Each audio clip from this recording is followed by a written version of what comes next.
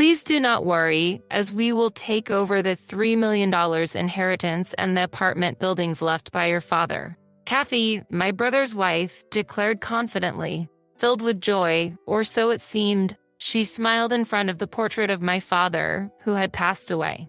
She looked like the embodiment of evil. However, she was under a grave misunderstanding. Until that misunderstanding was cleared, I would patiently endure. I couldn't let all that my father left fall into the hands of such a person. My name is Sarah. I am a 45-year-old unmarried woman. Hey Sarah, could you do a final check on the blueprint that's due tomorrow? Sure, Dad. At my father's request, I started the final check on the blueprint. I work at my father's architectural firm, handling both clerical and design work. Ever since I was young, I've been interested in my father's work, aspiring to have the same career as him. For this purpose, I studied architecture and design in high school and university and joined my father's company immediately after graduating. We have continued the business together. I have been designated as the next manager by my father, and I have the trust of our employees. I have an older brother who is 5 years older than me and a liberal arts major, but he has no interest in design and is unlikely to be involved in the management or operation of the company in the future, so I am not particularly worried about the succession of the business. It is a small company with about 15 employees that my father took over from my grandfather. I intend to cherish and grow this company from then on. That's my resolution. Dad, I've finished all my work. I'll head home and start preparing dinner. Thank you, and good job for today. My father normally insists that employees leave on time unless there is a special situation. On that day, as 6 p.m. approached, most of the staff had already left for home, and only my father and I remained in the office. He always said a manager should work diligently and not slack off, and he would work late into the night every day. I have respected my father for many years for this.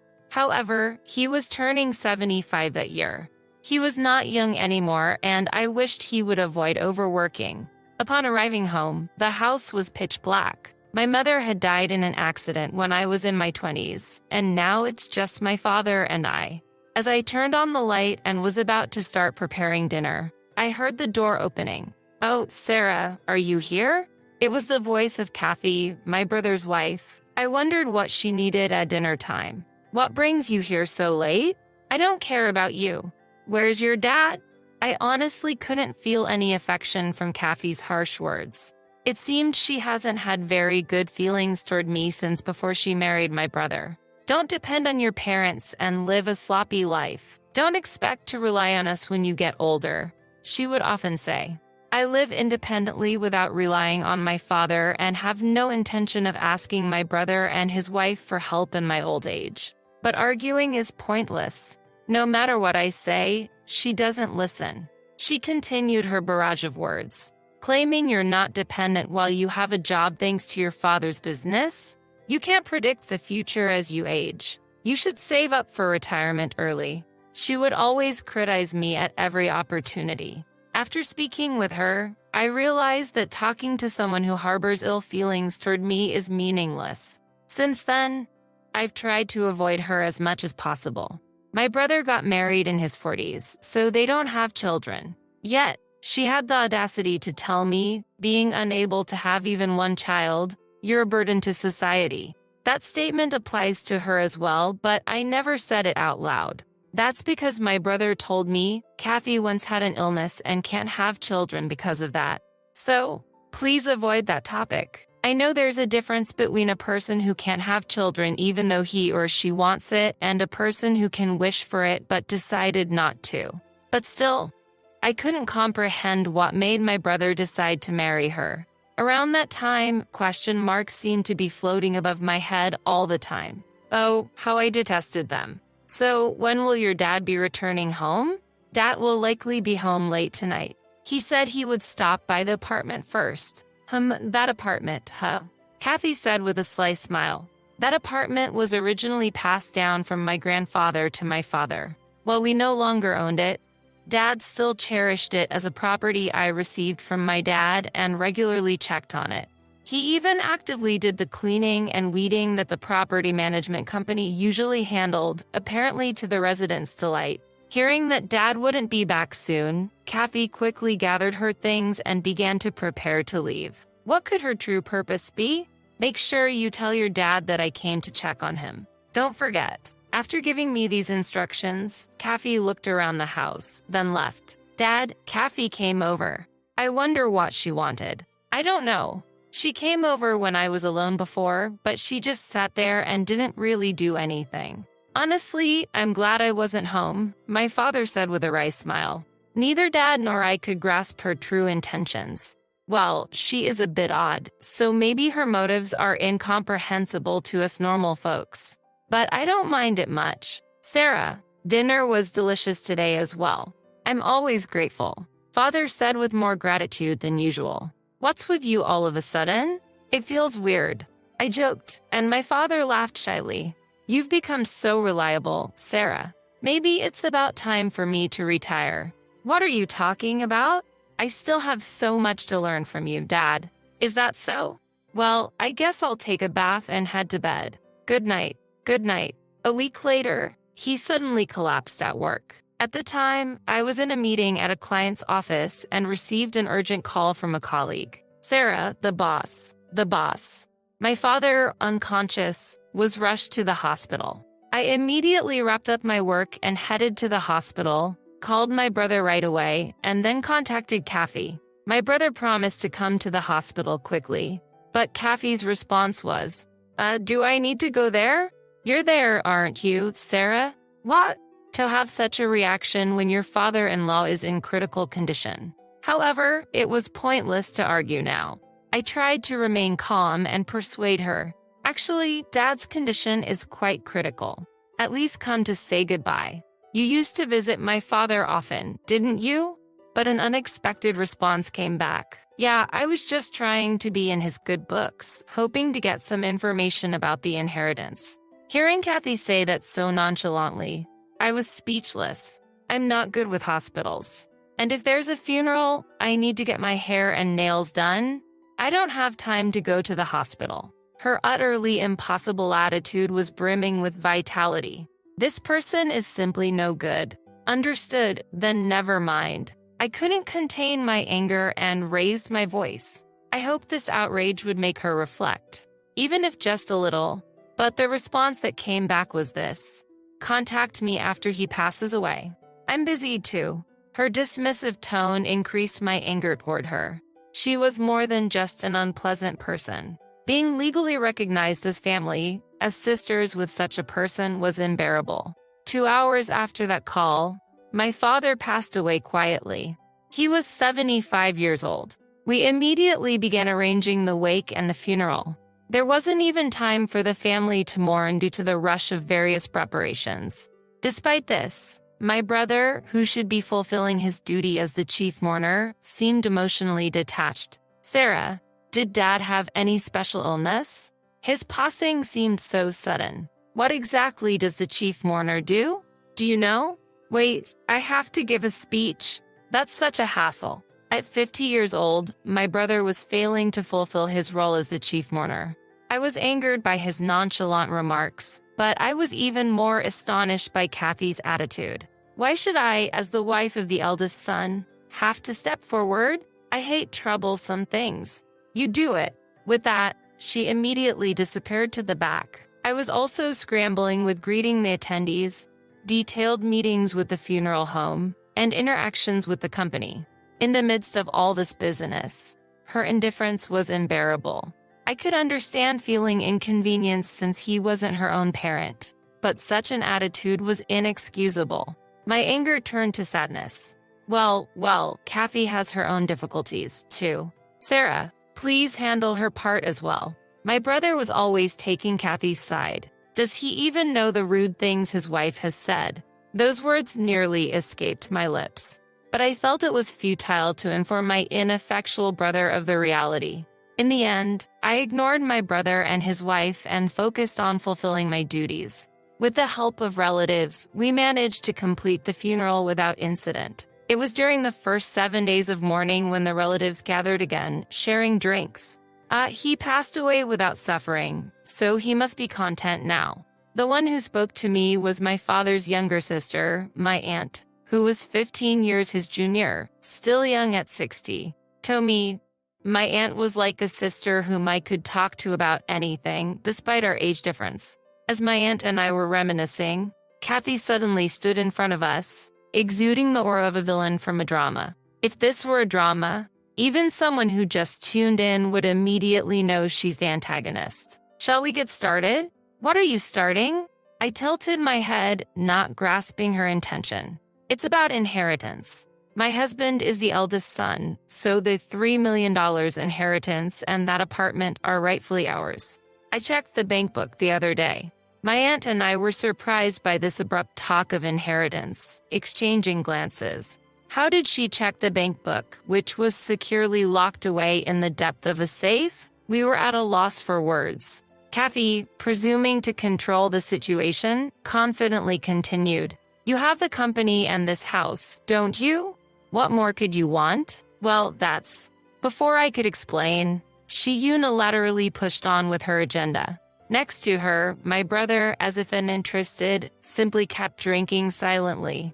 Maybe I'll raise the apartment rent a bit. If the rental income increases, our life will be easier. Or maybe we could rebuild it. Your dad really left us a valuable inheritance. Her loud voice echoed, and the relatives fell into a hushed silence.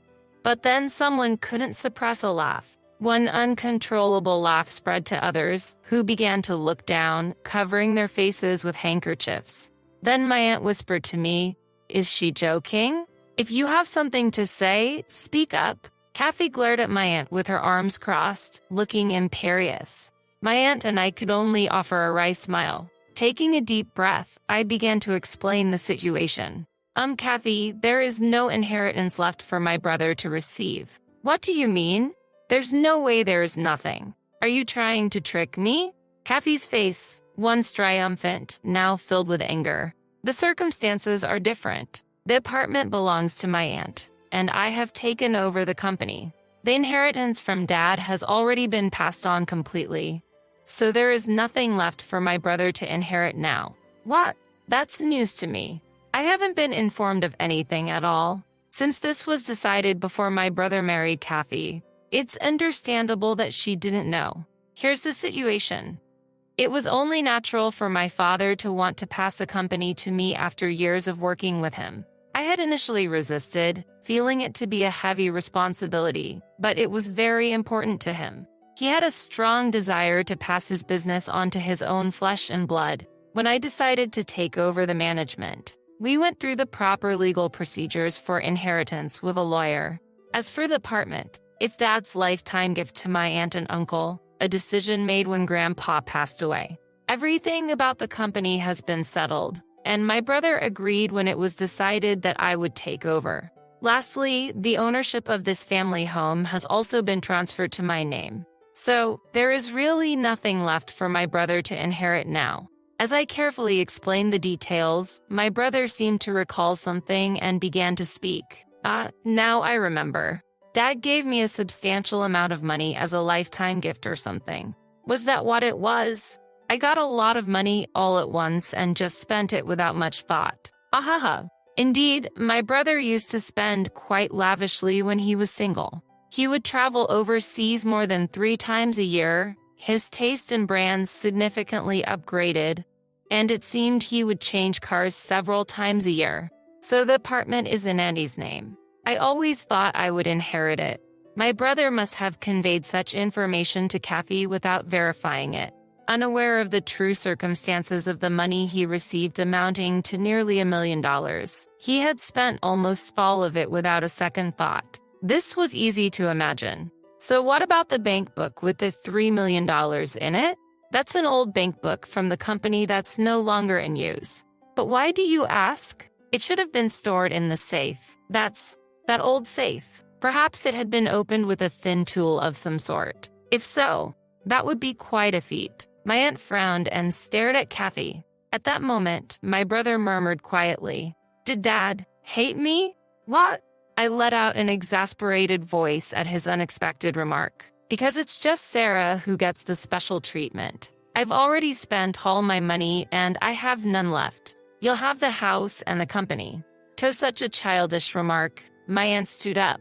"You're an adult now. Why would you say such things? Do you know how hard Sarah worked to take over the company?" "Auntie," my aunt understood the struggles and efforts I had gone through, knowing that my decision to take over the company was not made lightly. She spoke in my defense for that reason. "The financial hardship you're facing is the result of your own actions. It's only natural that your money would run out if you lived so lavishly." I remember Dad frequently worrying about my brother's extravagant lifestyle. Giving him cash might have been a mistake. If such wastefulness continued, bankruptcy would be inevitable sooner or later. I shared his concerns, and my brother used up the lifetime gift he received from Dad within a few years. Not leaving cash behind now is, in a way, a lesson from Dad. One should enjoy luxury from income earned by one's own work, not from unexpected money. My aunt's stern advice made my brother hang his head. However, Kathy was not convinced. "I've never heard of anything like that. Why am I the only one who doesn't know? I can't believe the apartment wasn't his anymore. That's because it happened before you came into the family. I'm the wife of the eldest son, and I wasn't informed at all. Dad didn't teach me anything. This is strange." Watching Kathy's outburst, it was clear that my father had not discussed the inheritance with her, but I could somewhat understand his intentions. Maybe he had always seen through Kathy's greedy nature, her significant attachment to money. "There's nothing strange about this. It's Dad's will." At my calm response, Kathy's eyes widened and she raised her voice. "I won't accept this. I'll sue you. But you're not even in a position to inherit, so I don't think you have any right to reclaim anything." Hearing my logical statement, Kathy became furious. She knocked over a vase that was a keepsake from our mother, shattered the glasses on the table, and rampaged around, screaming incoherently. What was supposed to be a gathering for my father's memorial turned into an unexpected uproar. Eventually, my brother and other relatives had to intervene to calm her down, and the gathering came to a somewhat peaceful end. "Kathy, I'll send you the bill for the broken vase and glasses later. Wrecking someone's house is not acceptable." "Shut up, you money grubber." With those words, Kathy hastily left the house with my brother in tow. Honestly, if anyone's a money grubber, it's her. It's astonishing how money can change a person so grotesquely. It was a day when I fully realized the true horror of Kathy's nature. In the end, my brother and Kathy got divorced. Surprisingly, the initiative for the divorce came from my brother, who was always hesitant in making decisions. After witnessing her obsession with money, I became scared to be with her. My brother said with a pale face that seemed to indicate he had no visible wealth left and seemed to wonder what would have become of him if he had. Kathy, who was a housewife, claimed she couldn't survive if they got divorced. But then we found out something about her. Actually, Kathy had a criminal record for marriage fraud before we got married. When I brought that up with the lawyer and filed for divorce, she surprisingly agreed to it easily. I was shocked to learn about her unexpected past. However, considering her abnormal fixation on money, perhaps it's not surprising she had some issues. To be honest, I'm relieved that the family ties with such a person have been severed. Yet, I can't help but worry about my brother's lack of judgment. As his sister, I feel concerned. "Sarah, boss, you have a visitor." I stood up at the call from an employee. "There's no need to start calling me boss." I still feel a bit embarrassed by the title, but I am also aware of the grave responsibility I hold to protect this company and its employees. The CEO is the boss. Right, boss? We're all looking forward to the next payday. I can't help but smile at another employee's joke. You all really love your jokes. I'm happy to be recognized as their leader. Dad, I swear I will protect this company. With that resolve in my heart, I hand my business card, printed with President and CEO, to the visitor.